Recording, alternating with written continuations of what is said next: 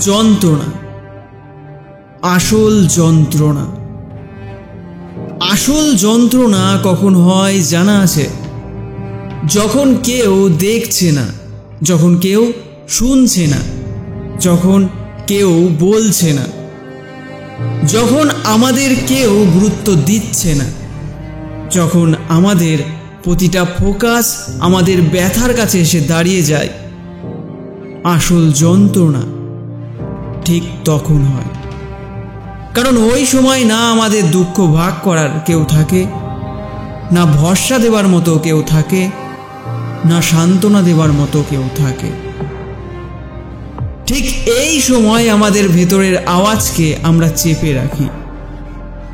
ওর সাথে আমাদের আজ অবধি হাই হ্যালোটাও ঠিক করে হয়নি।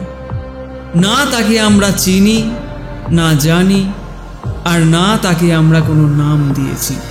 কোনো এক গভীরে হারিয়ে যাওয়া ওই আওয়াজটাকে আমরা চিনতেও পারি না, যেটা ওই আসল যন্ত্রণার সময় আমাদের সান্ত্বনা দিতে পারে, আমাদের দুঃখগুলোকে ভাগ করতে পারে, যে আমাদের বোঝাতে পারে যে আমরা এখনো চলতে পারি, সামনে এগোতে পারি, ওপরে উঠতে পারি। দাঁড়িয়ে হাঁপিয়ে বসার সময় এখন নয়। কিন্তু সবাই কি আর নিজেদের ভেতরের আওয়াজের সাথে এত সহজে বন্ধুত্ব করতে পারে? না, পারে না। জানা আছে কেন? কারণ সেটা সব সময় সত্যি বলে, আর সত্যি অনেক দূরে চলে গেছে এই দুনিয়ার থেকে। সত্যি বলাটা যত কঠিন, তার থেকে বেশি কঠিন সেটাকে শোনা, কারণ সে অনেক তেতো। যেমন মোটাকে যদি মোটা বলো তবে তার তেতো লাগবে, তেমন রোগাকে রোগা বললে তারও খারাপ লাগবে। তো আসল যন্ত্রণা সত্যিতে লুকিয়ে আছে, আর তার তেতোই ভরা তিক্ততাই তার সঠিকতা সোজা এসে মনে লাগে।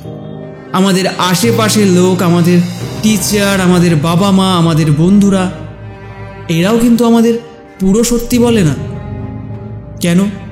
সহজ তো, তেতো তাই। কখনো কখনো সম্পর্কতে, রিলেশনে সত্যবাদী হরিশ্চন্দ্র হতে নেই। কোনো এক ভোরবেলা আমাদের সত্যিটা খোঁজার জন্য বেরোতেই হবে।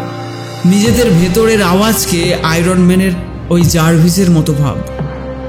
কারেক্ট ইনফরমেশন সেই দিতে পারবে, আর যতক্ষণ তোর এই খোঁজ জারি থাকবে ততক্ষণ তোর এই ভাব